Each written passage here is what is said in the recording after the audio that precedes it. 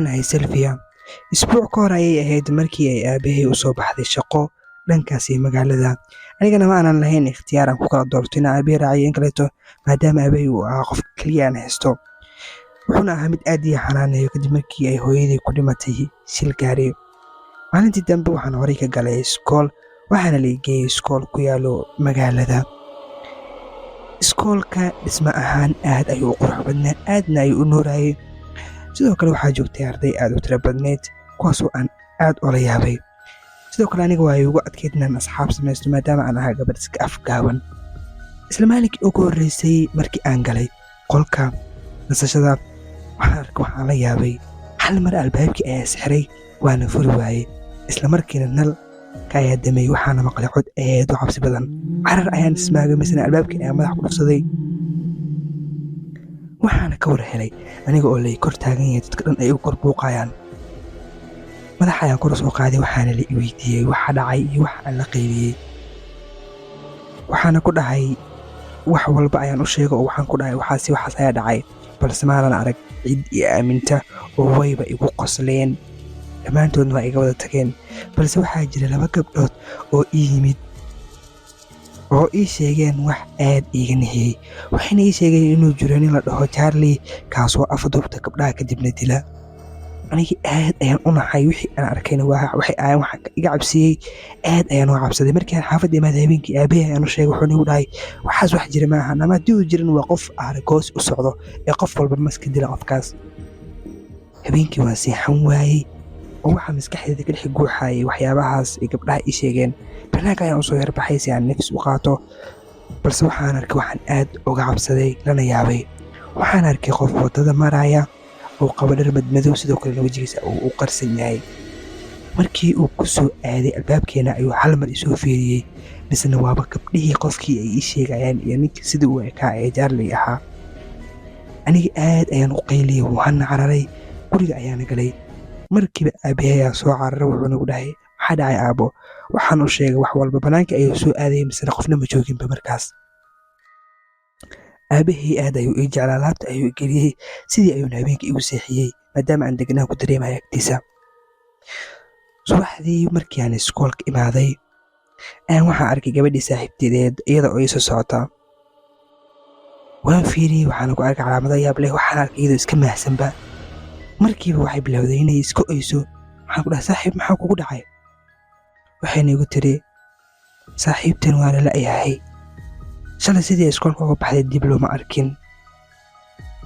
markiibana booliiska ayaaba yimid iskoolka. booliiska waxay bilaabeen inay su'aalana weydiiyaan anagana waxba kamaanan aragnin garanin wax walba oo aan ogeynna waan u sheegnay. waxaana ku dhahay ninkaas ayaa jira. inagu qosleen waxayna dhaheen walaad iska kaftamaysaan waxaa iska ilaawa. aniga waxaan u sheegay wax walba oo aan xalay arkay saaxiibtii. waxaan dhahay ninkaas aa sheegaysaan ayaan arkay. waxaana ku dhahay ninkaas laftirkiisa ayuuna ahaa. saaxiibtii waxay go'aansatay inay aado meesha ninka uu joogo iyada oo taqaanay. waxayna tiri meeshaas ayuu joogaa waana aadayaa. waxaan ku dhahay saaxiib iska daa balse waa ay iga diiday markiina ay soo baxday.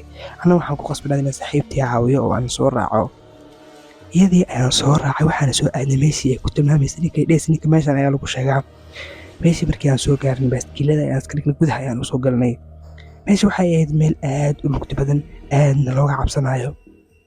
cidna ma joogin sidoo kaleeto daqiiqad walba way sii mugdinaysaanayd meesha. markii aan taleefanka la soo baxay ismaagnay ayaan waxaa maqalnay qaylo meesha ka yeerayso. saaxiibtay ayaa bilowday inay dhaawar wareejiso dhahdana qofkaas waa saaxiibteen codkeeda. markiiba waan soo fakanay oo waan soo cararnay. waxaana soo aadnay dhankii qaylada ka dhacaysay. waxaana noo soo baxday 2 waddo. waxaana dhahnay labada midkee dooranaa. hal wadda ayaan isku aadinay. waddadii ayaan isla markii aadnay. waxaana naga soo horbaxay albaab xiran. waxaana ku dhahnay albaabkan wax ku furna ayaan u baahannahay. waxayna igu dhahday adiga doon wax aan albaabka ku furno. kadaab markii aan soo fiiriyey waxaa maqla qaylo iyo mise waaba ninkiiba oo meesha taagan. anakii naxdin iyo cabsi maadaama ninkaan uu ahaa nin dadka ka duwan wejigiisana uu qaab darnaay. bini'aadan umaba uusa ekeen. wuxuuna u ekaa mid aad u xanaaqsan. saaxiibtii ayuuna dhuunta qabtay. anigii aad ayaan u qayliyey cabsi balse waxaan ogaaday inay qaylo waxba tareenin. bud meesha yaalay ama bir meesha taalay ayaana soo qaatay. madaxa ayaana kaga dhuftay. markii uu dhacayna waan soo cararnay oo bannaankii ayaan soo aadnay. alxamdulilah saaxiibtii waan soo kaxaysanay. markii aan bannaanka imaanayna waxaan la kulannay booliiskii oo aan markaas wacnay. waxay nagu yidhaahdeen maxaa aragteen? waxaa u sheegnay gudaha ayay galeen, balse waxaasoo dhan ka dhaxdin badneed markii ay booliiskana dhaheen wax dhan maba joogaanba gudaha.